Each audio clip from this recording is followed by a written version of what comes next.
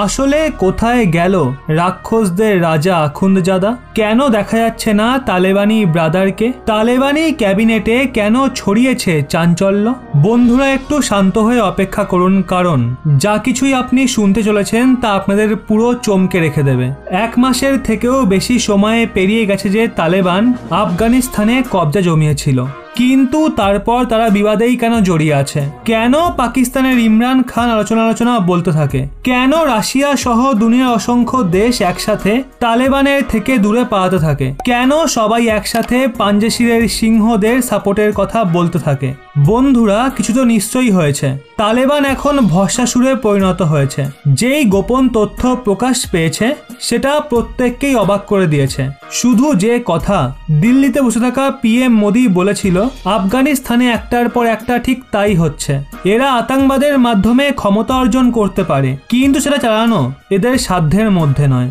আপনাদের আগেও বলেছি কাবুলের রাষ্ট্রপতি ভবনে কবজার পর কিভাবে তালেবানি আতঙ্কবাদ একে অপরের শত্রু হয়ে উঠেছিল। আর এখন যেটা প্রকাশ পেয়েছে সেটা বলছে তালেবান এখন বরবাদ হওয়ার মুখে দাঁড়িয়ে আছে।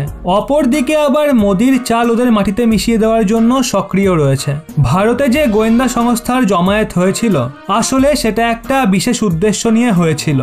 সেটা আপনাদের পরে বলবো, কিন্তু সবার প্রথমে আপনাদের তালেবানকে নিয়ে প্রকাশিত তথ্যের ব্যাপারে বলবো, যেটার পর এখন আফগানিস্তানের ছবি পুরোপুরি বদলে গেছে। আসলে বন্ধুরা, কিছু সময় আগে আফগানিস্তানের তালেবানি হুকুমের ছবি পরিষ্কার হয়। টপ লিডার কে হবে, ডেপুটি কে হবে, কে হবে যে যোদ্ধাদের কমান্ড করবে, কে হবে যে বিদেশের সঙ্গে কথা বলবে। আসলে এদের সুপ্রিম লিডার থেকে শুরু করে প্রধানমন্ত্রী, গৃহমন্ত্রী এবং সুরক্ষা মন্ত্রীর নাম ফাইনাল হয়ে গেছে। আর দাবি এটা করা হয় অসুরদের ফৌজে টাপটু বাটাম সুপরিচিত নেতারা নিজেদের কাজ শুরু করে দিয়েছে। ক্যাবিনেট মিটিং এর ছবিও দুনিয়ার সামনে আনা হয়, কিন্তু ওখান থেকে অনেক বড় একটা কেস সামনে বেরিয়ে আসে। যদিও তালেবান দুনিয়ার চোখে ধুলে দেওয়ার চেষ্টা করে, কিন্তু যখনই শপথ গ্রহণ থেকে পালাতে থাকে তখনই পুরো পোল খুলে যায়। আর তারপর যা কিছু জানা যায় সেটা সবার হোশ উড়িয়ে দেয়, কারণ তালেবানি সরকারের ডেপুটি পিএম মোল্লা ব্রাদার রাক্ষসদের রাজা, মানে তালেবানি শাসন কার্যের সুপ্রিম লিডার হিবাতুল্লাহ আখুনজাদা হঠাৎ করেই গায়েব হয়ে গেছে। দুনিয়া ভাবতে থাকে এরা কি আন্ডারগ্রাউন্ড হয়ে গেছে, কারণ যেই তালেবান নেতা মোল্লা ব্রাদারকে প্রতিদিন কোনো না কোনো চ্যানেলে দেখা যাচ্ছিল, যেই ব্যক্তি তালেবানের ইন্টারন্যাশনাল চেহারা ছিল সে কোথায় চলে গেল, কি করছে, কোন পরিস্থিতিতে রয়েছে কিছু জানা যাচ্ছে না। এখন যে তথ্য প্রকাশিত হয়েছে সেটাই মোল্লা ব্রাদারের খোঁজ পাওয়া গেছে। বন্ধুরা, বড় খবরটা তাহলে শুনুন। চেয়ারের লড়াইয়ে তালেবানের সর্বেসর্বা হিবাতুল্লাহ আখুনজাদা মারা গেছেন এবং উপপ্রধানমন্ত্রী মোল্লা ব্রাদারকে বন্দি বানিয়ে রাখা হয়েছে। হাক্কানি নেটওয়ার্কের সঙ্গে হওয়া ঝামেলায় মোল্লা ব্রাদার গ্যাংয়ের বিশাল লোকসান হয়েছে। এই সবকিছু কিভাবে হলো সেটা আপনাদের বলছি। আসলে বন্ধুরা, সেপ্টেম্বর মাসের শুরুতে কাবুলের রাষ্ট্রপতি ভবনে নতুন সরকার গঠন নিয়ে আলোচনা হচ্ছিল।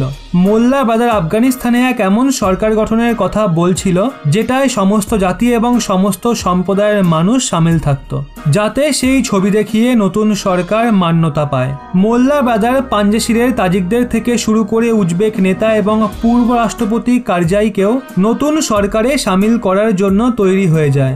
আর এই বিষয়টা নিয়েই তালেবানের সামিল হাক্কানি সম্প্রদায় বিগড়ে যায়। হাক্কানি জঙ্গি খলিলুর রহমান হাক্কানি নিজের চেয়ার থেকে উঠে দাঁড়ায় এবং ব্রাদারকে ঘুষি মারা শুরু করে দেয়। নিজের নেতাকে মার খেতে দেখে মোল্লার গার্ডরা গুলি চালানো শুরু করে দেয়, তো অন্যদিকে হাক্কানির জঙ্গিরা গুলি চালানো শুরু করে দেয়। এভাবে একটা ভয়ঙ্কর সংগ্রাম শুরু হয়ে যায়। কাবুলে হাক্কানি নেটওয়ার্ক অনেক আগে নিজেকে মজবুত করে নিয়েছিল, চারিদিকে তাদেরই লোক ছিল, সেই জন্য তারা মোল্লা ব্রাদারের গ্যাংয়ের ওপর ভারী পড়ে যায়। এই সংঘর্ষে মোল্লা ব্রাদারেরও গুলি লাগে, তো আবার অন্যদিকে আখুনজাদা মারা যায়। শুধু এটুকুই নয়, দুই পক্ষের 1 ডজনের থেকেও বেশি মানুষ এই সংঘর্ষের জন্য গুলিতে ঝাঁঝরা হয়ে যায়। এই সংঘর্ষের পর থেকেই মোল্লা ব্রাদার এবং আখুনজাদা সহ অনেক লোক গায়েব হয়ে গেছে। কিছু খবর অনুযায়ী তাদের একবার কান্দাহারে দেখা গেছিল, যেখানে ব্রাদার আদিবাসী নেতা এবং পাঞ্জেশিরের যোদ্ধাদের সঙ্গে দেখা করেছিল। ওখান থেকে উনি একটা ভিডিও সংকেত পুনরায় রিলিজ করেছিল, কিন্তু পরে জানা যায় এই ভিডিও ওনাকে বন্দি বানিয়ে রেকর্ড করা হয়। খবর রয়েছে পাকিস্তানি আতঙ্কবাদী সংগঠন হাক্কানি নেটওয়ার্ক মোল্লা ব্রাদারকে কিডন্যাপ করেছে। হাক্কানি নেটওয়ার্ক ওই আতঙ্কবাদী সংগঠন যাদের মাথায় পাকিস্তানের কুখ্যাত গোয়েন্দা সংস্থা আইএসআই এর হাত রয়েছে। দাবি এটাও করা হচ্ছে মোল্লা ব্রাদারকে আইএসআই এর হেডকোয়ার্টারে রাখা হয়েছে। আজকের মতো এতটাই আপডেট ছিল। নতুন কোনো তথ্য পেলে আবার আপনাদের সামনে এনে হাজির করব।